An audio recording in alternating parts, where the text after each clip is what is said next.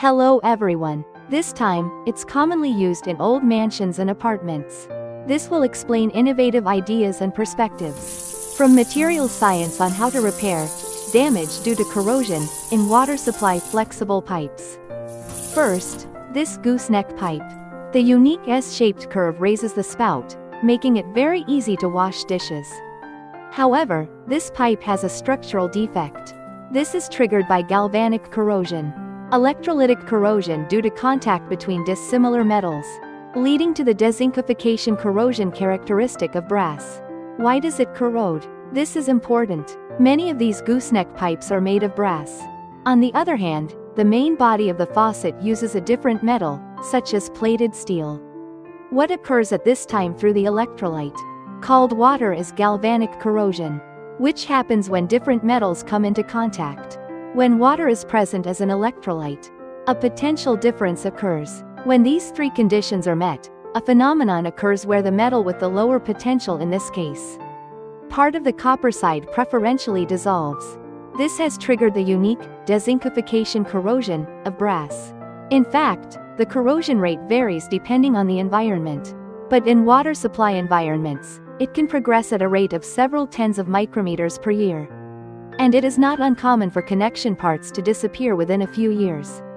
The usual countermeasures are generally as follows. Pipe replacement parts cost around 4,000 yen, meaning the assumption is, replace it when it breaks. However, this time is different.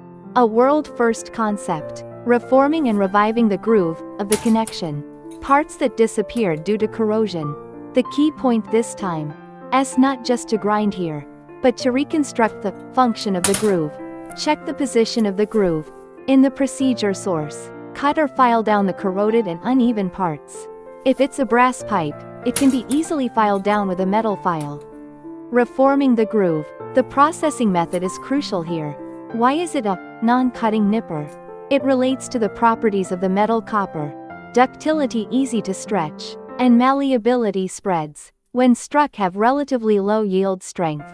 In other words, it's safer to deform plastically than to cut when clamped with a sharp tool, prone to cracking fine cracks.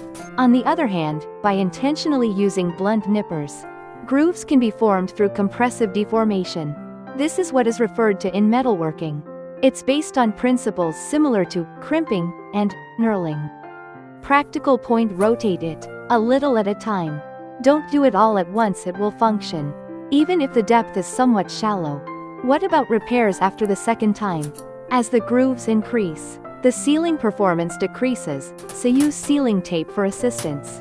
This makes sense. PTFE Teflon tape has high water and chemical resistance. Fill in the fine gaps. Advice for wrapping seal tape.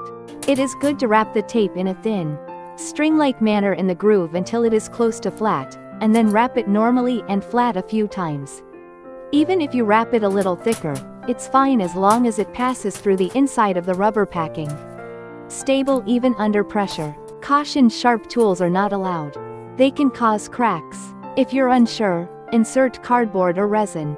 The packing adapter is worn and degraded, so be sure to replace it with a new one, which is very inexpensive. Cost and value for new: around 4,000 yen. Repair cost of the packing set. In other words, this is not just about saving costs, but rather about regeneration technology through structural understanding.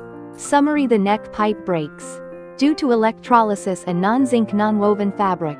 The cause is dissimilar metals plus water, which usually requires replacement. However, if the grooves are reformed, it can be reused 3 to 4 times with just a little effort.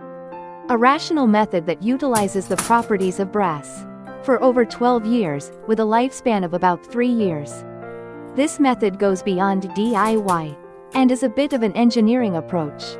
By adopting the perspective of understanding the structure and regenerating, rather than replacing when broken, many everyday troubles can be resolved. After the repair, it will last for several years until corrosion progresses again. Also, there are similar types of necks with shorter attachment parts, and those with longer parts are easier to apply the regeneration method this time. So I hope viewers who want to try it will choose those. If you found this video helpful, please give it a high rating and subscribe to the channel. See you in the next video.